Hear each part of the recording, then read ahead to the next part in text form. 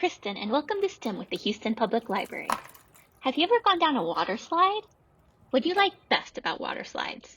Is it the height, the curves, or the speed? If you could design your own water slide, what would you add to make the water slide fun? Would you make it really tall, or maybe add some curves? Let's talk about how to design your own model water slide. To start, we need to know a little bit about how a water slide works. Like a roller coaster, a water slide works by using the force of gravity. When you're sitting at the top of the slide, your potential energy, which is the energy an object has because of the position of its parts, increases because you're a lot farther from the ground.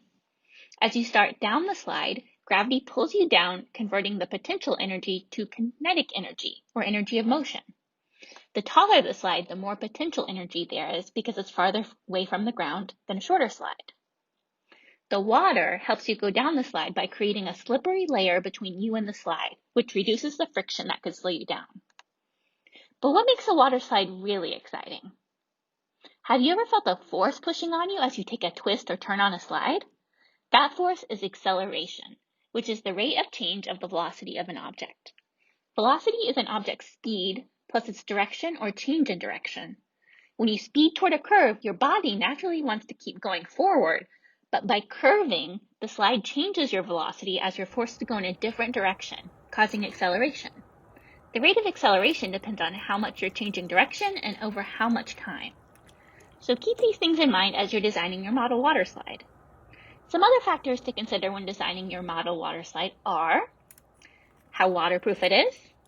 When the materials you use to make your slide get wet, will they absorb the water and weaken, or stay strong and keep the water flowing? How sturdy it is. Can it stand up on its own and hold the object sliding down? And water flow. Can the water flow freely so the object is able to move smoothly down the slide? So now we're going to illustrate how to use the engineering design process to design and build your own model water slide. The first step of the engineering design process is identify. Think of a problem or challenge. Our challenge is to build a structure that an object can slide down with the assistance of water. The structure needs to be tall, sturdy, and waterproof. It may also have some curves or twists for acceleration. The second step is brainstorming, coming up with possible solutions and ideas for supplies. So I'm going to brainstorm what supplies I have that will work for building a model water slide that's tall, sturdy, waterproof, and able to form some curves. And the next step is drawing or sketching out your plan. This will give you somewhere to start when you begin building, which is the next step.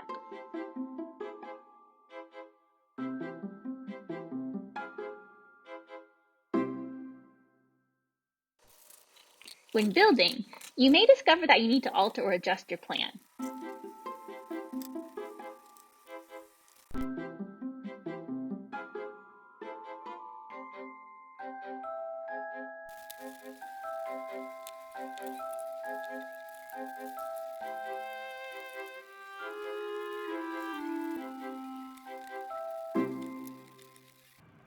Then once your model is built, it's time for testing.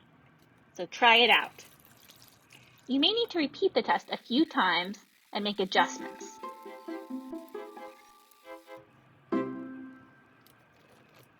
After testing, evaluate your design. How well did it work? Did it work out how you wanted it to? Do you have a new idea or want to make some changes? If so, you can continue the process by redesigning. Because my water slide collapsed before the dinosaur could go down it all the way, I decided to try redesigning and making my water slide sturdier and more waterproof. I also decided not to curve it for this design. You may need to use what you've observed and learned from your previous designs and tests to redesign and alter your design multiple times and keep testing until you're happy with your results.